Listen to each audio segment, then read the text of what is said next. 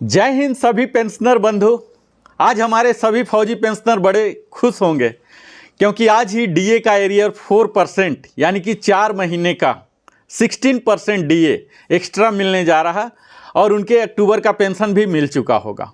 ये सब तो स्पर्श की कहानी मैं हमेशा आपके साथ निरंतर बताते रहता हूं ताकि आपका पेंशन निर्बाध रूप से मिलते रहे, क्योंकि हम में से कई लोग ऐसे होंगे जिनका पेंशन ही एकमात्र आजीविका का साधन होगा। तो जरूरी है यह निर्बाध रूप से रहे।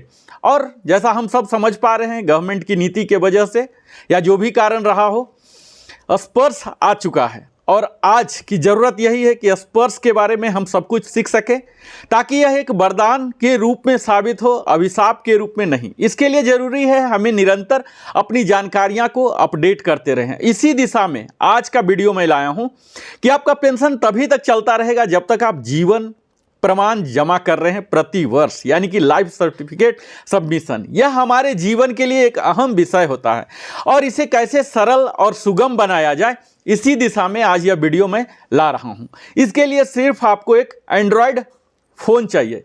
यह फ़ोन अधिकतर माना जा रहा कि हम सबके पास यह स्मार्टफोन होगा ही, और सिर्फ यही चाहिए आपको लाइफ सर्टिफिकेट सबमिशन के लिए।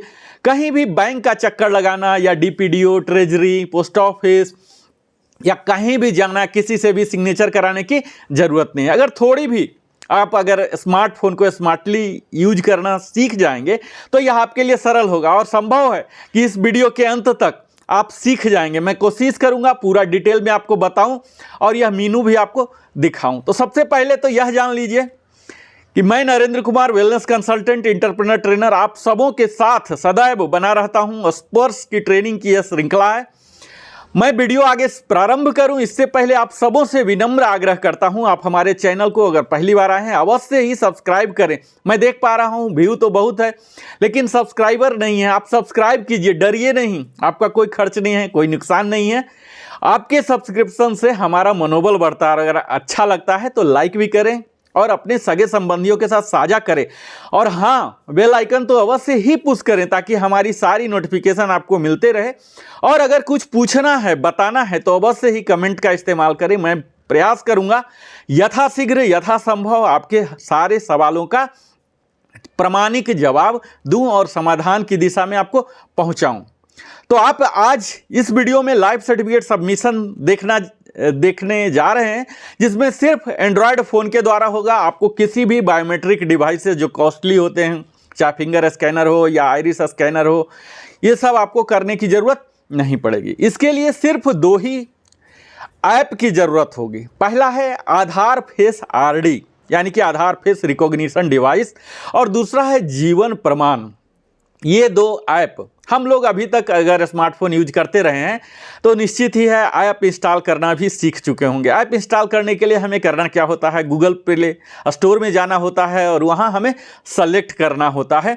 आपको क्या टाइप करना है वहाँ जाके, जीवन प्रमाण। जीवन प्रमाण ज्यों ही करेंगे आपके पास यह एक आ जाएगा लोगो, और उसे आपको इंस्टॉल कर लेना है। इंस्टॉल होते ही उसके बाद ये ओपन हो जाएगा।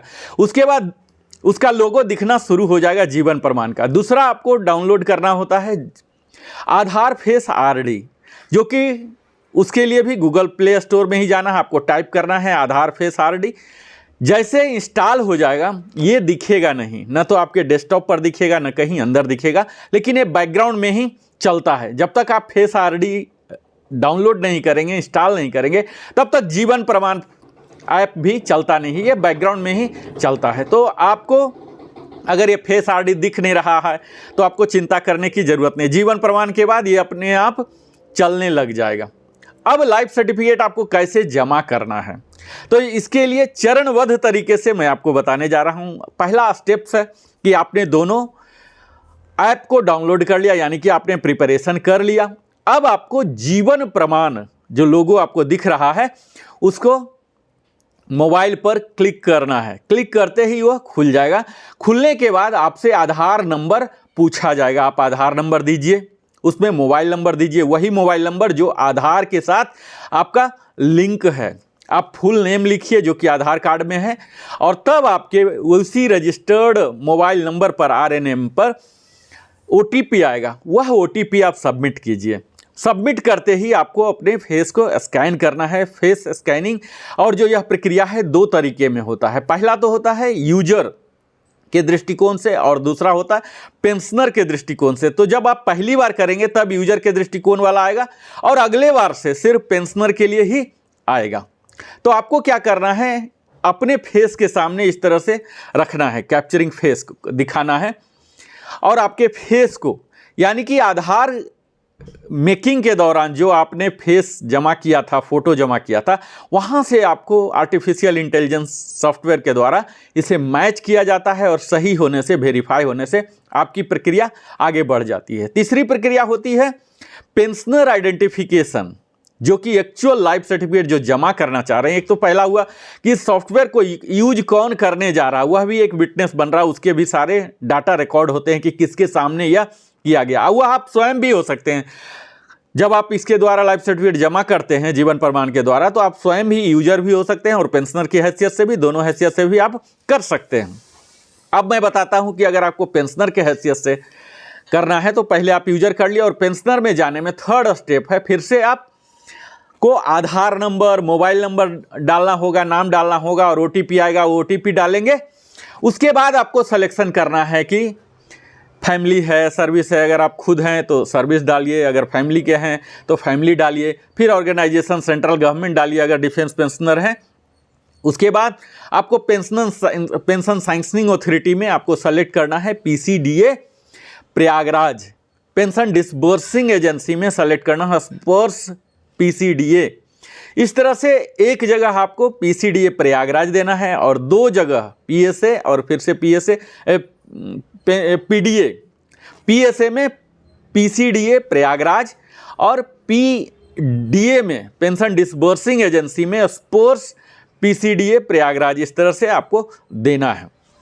जो कि पहले हम सेलेक्ट करते थे, एयरफोर्स के होते थे तो जेडी जॉइंट सीडीए सेलेक्ट करते थे, और नेवी के होते थे तो जॉइंट सीडीए नेवी मुंबई वाले सेलेक्ट करते थे, और आर्मी और सिविलियन के होते थे तो पीसीडीए इलाहाबाद सेलेक्ट करते थे। अब सबका पीसीडीए प्रयागराज ही हो चुका है पीएसए। तो सबसे पहला तो यह, और अगर आप पिछले साल भी जमा किए होंगे तो आपके सारे डाटा यहाँ पर पहले से ही दिखेंगे। तो यहाँ आपको ध्यान देना है कि अगर पहले भी आप जीवन प्रमाण, जैसे बैंक से जो ले रहे होंगे, जीवन प्रमाण पहले भी दिए होंगे तो उनका सारा डाटा दिखेगा, तो आप वहाँ चेंज कीजिए। ऐसा नहीं कि फिर से पीडीए में बैंक ही रहने दीजिए, आपको चेंज करने की आवश्यकता है। दूसरा, अगर आपका लीगेसी पीपीओ पहले से दिख रहा तो लीगेसी पीपीओ आपको नहीं डालना है। पीपीओ नंबर सिर्फ ईपीपीओ रहेगा। अगर ईपीपीओ के द्वारा लास्ट ईयर जमा किए हैं तो ईपीपीओ दिखेगा, और नहीं अगर आपका स्पर्श पीपीओ आ चुका है तो आप चेंज भी कर लीजिए, चेंज करने का भी प्रावधान है। तो ये सब तो बोलने में इतना समय लग रहा है, लेकिन जब आप करेंगे तो शायद लेस देन 2 मिनट्स में आप ये सब कर देंगे।